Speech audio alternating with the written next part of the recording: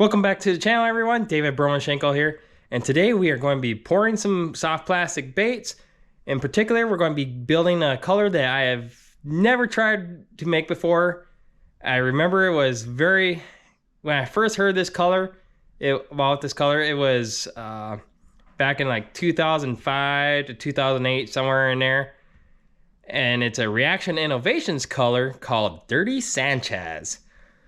Back in the day, that is the original name I would guess was given to the color. Nowadays, other companies refer to it as summer craw, but it's basically a green pumpkin laminated over a lime, chartreuse lime type belly color. So we're going to try and hit that with a few different molds and see what we can come up with. Okay, so this is the target color we're going after, Dirty Sanchez. Now, depending on the picture you're looking at, this color can vary in how it looks. This photo here looks like it's been enhanced a bit. So we can see that it's like a brownish green pumpkin with a really bright chartreuse lime type color on the belly. But if we go to the double wide beaver from Reaction Innovations, same color, Dirty Sanchez, we can see that it looks more like a green pumpkin, maybe even a dark watermelon type color. So I don't know which way we should go. Here it is in the spicy beaver.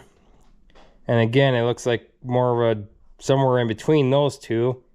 And then when we look at the Strike King Rage Craw and Summer Craw, it looks a lot more like looks like it's got a hint of brown, but more of a green pumpkin.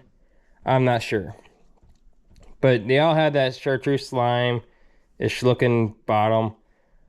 And you know, of all of them, this one here looks the best, but that's probably because it's in the color. The picture has been enhanced. So we're going to be doing some building color here. Like I said, I've never done this color here before, but we can obviously tell we're going to need some sort of lime truce type color. Lure Works has lime truce 186. We're going to need some black flake, obviously. And then we got to choose our green pumpkin here. Green pumpkin 109 versus green pumpkin SP 156. Now, I made a test. You can obviously see which one I use the vast majority, most of the time. So here we go. Here's what they look like in puck form. The 109 is definitely more of a green versus the SP 156 color. So, but we also got to remember that we're laminating over a very bright greenish chartreuse yellowish color, which will in turn brighten up the background. So this here's my regular beaver in straight green pumpkin 109, and it's pretty green the way it is. So when we laminate this over this green, this brighter yellow green, it's going to lighten it up a lot, and it's going to make the green pumpkin 109 seem more watermelony. So I'm not sure if that's the right way to go. I'm leaning towards the green pumpkin SP 109. So we'll make up. That's what I'm probably going to go with to keep it more of that brownish type green pumpkin. Otherwise, I may as well just do a straight watermelon color, to be honest with you. But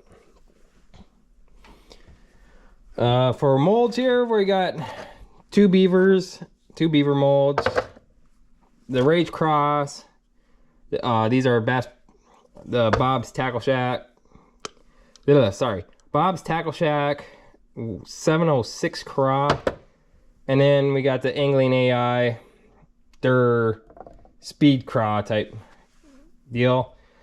I got it on the griddle here because we are unfortunate and live in Minnesota where it's cold out, and even though my garage is currently 70 degrees, these molds are still completely cold and they'll cause issues. So let's heat up some. We got a cup of each plastisol. We're going to throw those, cook those up while the molds heat up, and then we'll get to the color building here. All right, so we got our 2 cups of plastic here cooked, and we are ready to add pigment. We're going to start off with the green pumpkin side. Remember, this is green pumpkin SP 156. This is the more brown one. And for 8 ounces, we're going to do about 32 drops. 1, 2, 3, 4, 30, 31, 32. That should get us to where we want, roughly.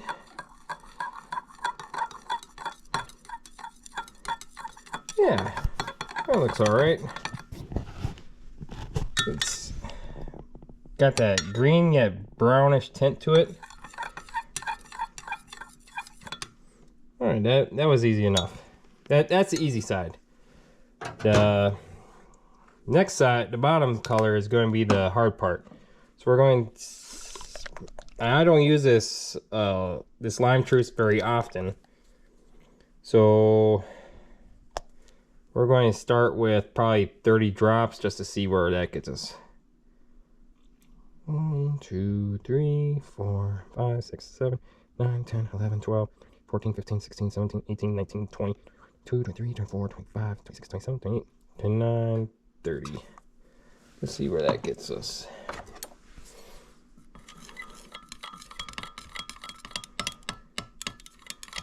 Okay. Ooh, that's pretty thin looking. Not very thick at all. So let's add another 20. 2, 3, 4, 5, 7, 8, 9, 10, 12, 13, 14, 15, 16, 17, 18, 19, 20. So that gets us to 50 drops total.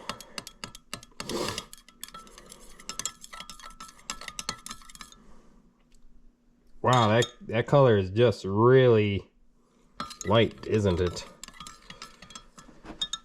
I'm going to play dangerous here. We're going to bump it up another 20 to 70. 1, 2, 3, 4, 5, 6, 9, 10, 11, 12, 14, 15, 16, 17, 18, 19, 20. Okay.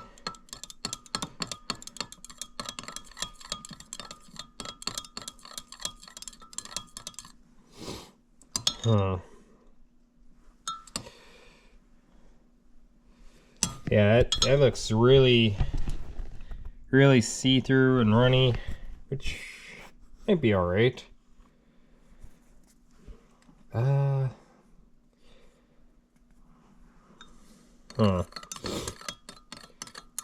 We'll try it there once and see what happens.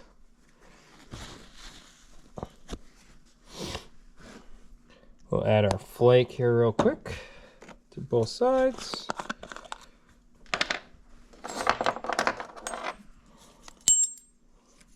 A little 1/4 teaspoon on each side, roughly. That seems to be my measurement for flake. For 1 ounce, or I can't talk today. For per cup, usually I go 1/4 teaspoon on flake. Yeah, that's starting to look really good. Go back to the green pumpkin side.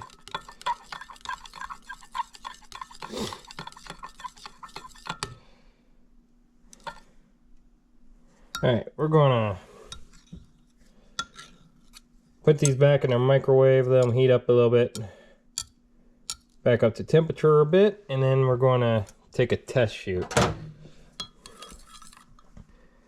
Now here's another tip for you guys, that when, at least this is how I do it, when I'm shooting or trying to build a color for the first time, I don't necessarily run an entire mold's worth, because if I do an entire mold's worth and it's not the exact color, I've wasted a lot of plastic. So a tip for you is take old sprue and just put it in the cavity so that only when you inject, only one cavity fills.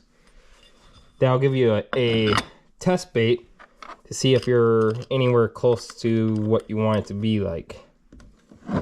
It's just something that I do to minimize the plastic waste while I'm building new colors that I'm unfamiliar with. So,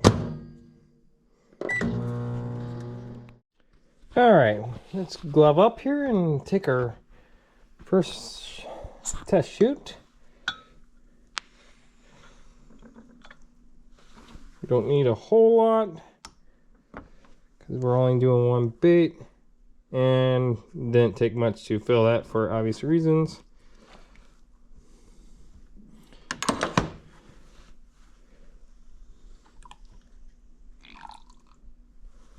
All right, let's take a quick look here.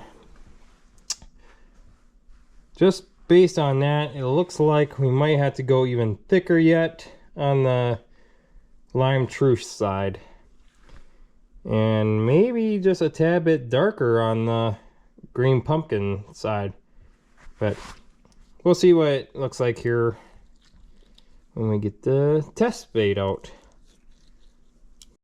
All right, let's see what we got going on here with this test bait. Okay. Hey, that actually ain't bad. Not bad at all.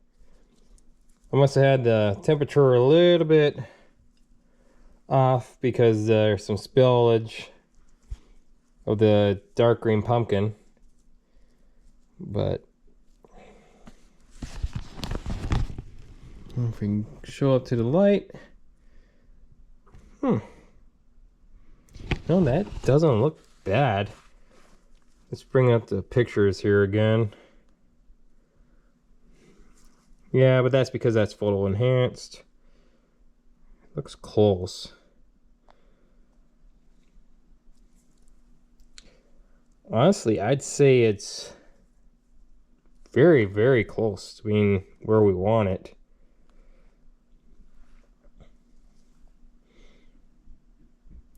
Maybe a little bit darker here. Yeah, that almost looks pretty spot on for the double wide beaver, other than the browner top. But I think though, is I'm going to shoot for a slightly brighter lime trucious bottom.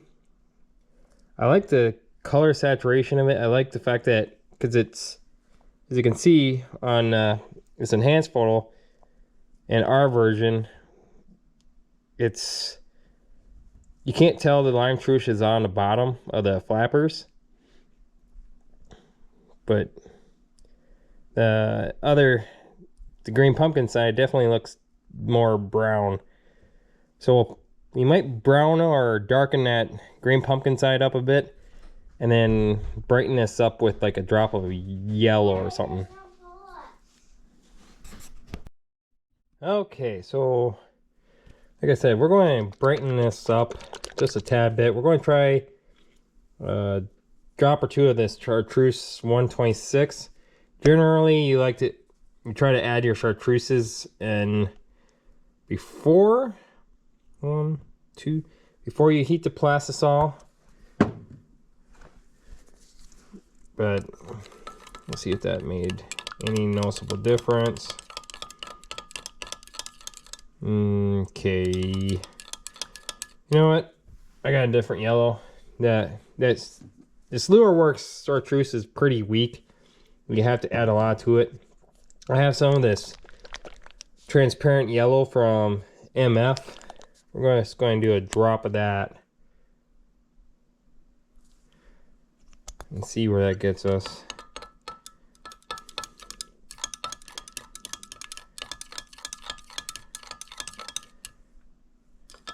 Yeah, probably didn't do a whole lot, but I want to try and keep as much transparency as possible. So we'll do one more drop.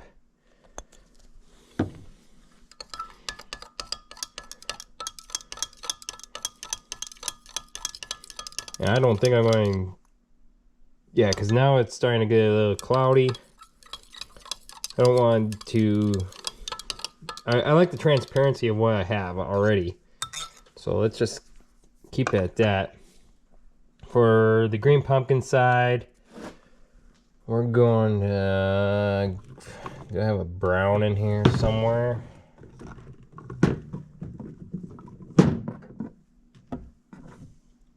That's root beer.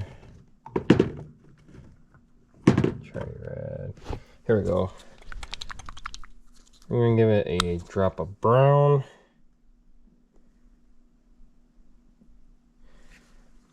And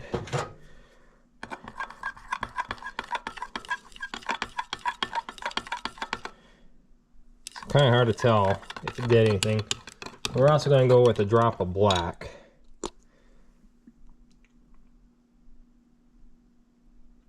That'll really help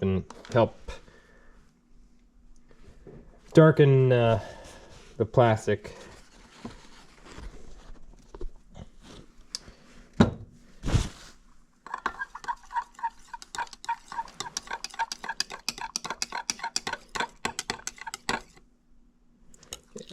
We'll scrape all this up, reheat it, and we'll make another test shoot.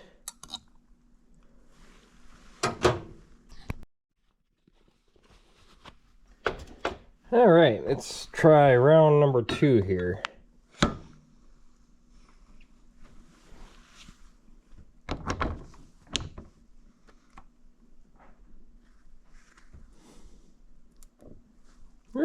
That was too much pressure. Oopsie. All right, well, looks brighter on this one already. We'll see what this test one looks like. As you can see from this here, this splatter mixture, when the mold overflowed, it looks pretty good there. It looks pretty bright and yellow there. I think this one's going to be a winner here. Cross our fingers. All right, let's see what this second test one looks like. Now that we've made some adjustments to our color. Liking what I see. Yeah, I don't know if we actually made any noticeable major improvements. They almost look the same. Let's hold it up to the light here. Yeah.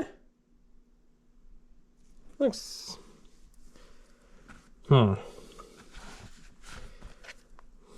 Let's look at the pictures here again. Gosh, I'm almost going to say it's pretty close. I could add a drop of white to it, but then it might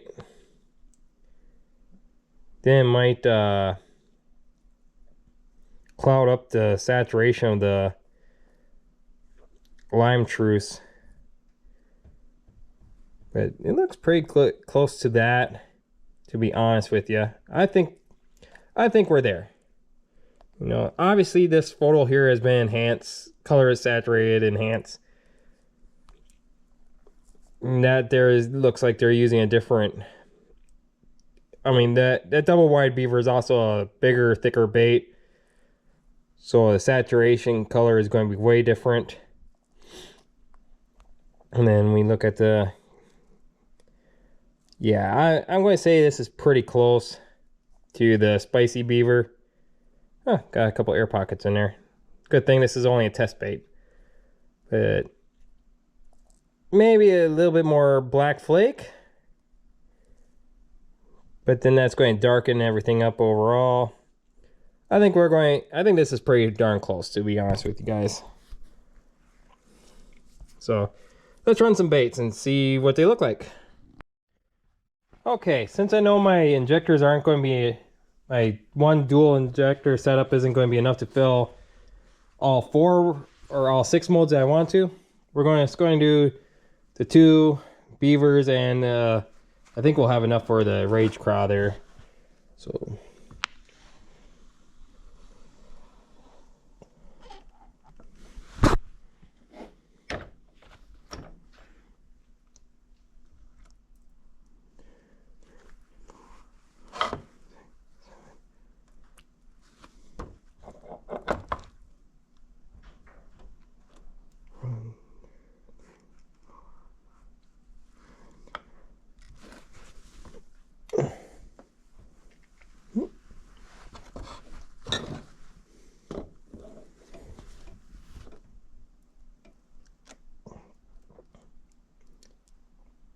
yeah, maybe I could have gotten another rage craw mold done. And let's see if we can try it here real quick.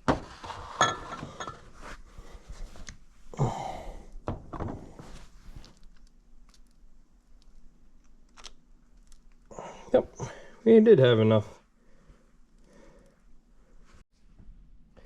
All right, let's take a look at our first full run. Look at the beavers. Sorry, Chris Jones fans, no drum roll for me because I suck at drumming. And yeah, liking what I see. Yep. You can still see the green pumpkin shining through on the tail there. Yep, I'm happy with those. Let's take a look at the other ones.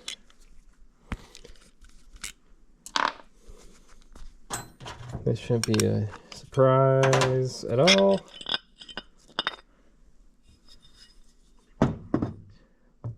Oh, this one here, the bottom one got a little bit, the bottom and top kind of got a swirling action going there. But fish don't care, they'll still bite them.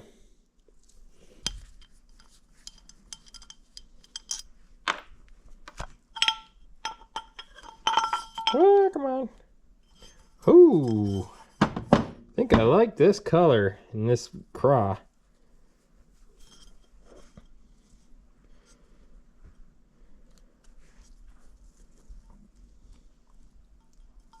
Come on.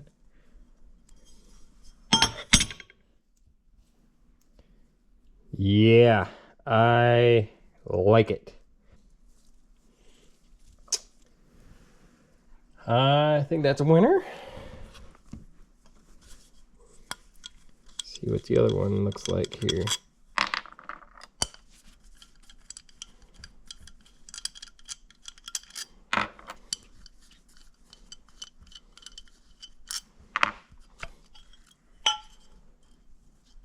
This one here, I don't know how it's going to turn out.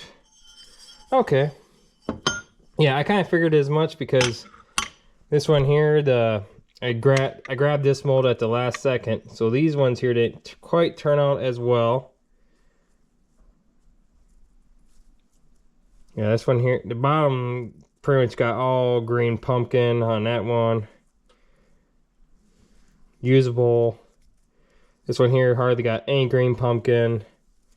And this one here would be somewhat passable. So, kind of a bummer. But those will end up in my personal stash. I ain't going to sell those. Because that wimpy right. Okay, so here we are, like an hour or 2 hours later, and I have a ton of them that I just did. You know, between the 3 molds that I was going to do. Here's the AR craw that which is a speed craw type bait that we didn't get to initially, but we have since made 24 of them. We have a 24 deal of the 702 craw. Yeah, very nice bait. And then we have 24 of the beavers here that I am probably going to put up for sale. So we're going to let those cure, and then we're going to sell them eventually here. But I also got enough to make some to keep for myself that we're kind of borderline, didn't work out in the mold, but yeah, that's what we got, boys and girls. A ton of Dirty Sanchez. And there we go. We got Dirty Sanchez all the way. A very cool color that I was shocked didn't really take that much effort to create. I'll leave the color recipe right here or there, somewhere in here that you can see. I encourage you guys to make it your own. You know, when we looked at Tackle Warehouse, looking at all the different pictures, everyone had their different version of it. You know, some had more of a watermelonish kind of color. Others had more of a really brown color to it for the green pumpkin side. It all depends on what green pumpkin colorant you use. So if anybody is available or wants to buy these off of me, feel free to find me on Facebook or Instagram and message me there. I'll get you some prices on that stuff. But there you go. Like I said, this is only one way you can make this color. There's obviously multiple ways because not all of us are using the same pigments and colorants. For instance, dead on, if you use some of the dead on colors, you're obviously going to use a different drop count ratio, but this kind of gives you an idea, if you're not using the same colorants as me, as to how go about making Dirty Sanchez or Summer Craw, whichever you prefer calling it. Till next time, have a Merry Christmas, Happy Holidays, and we'll catch you back next time.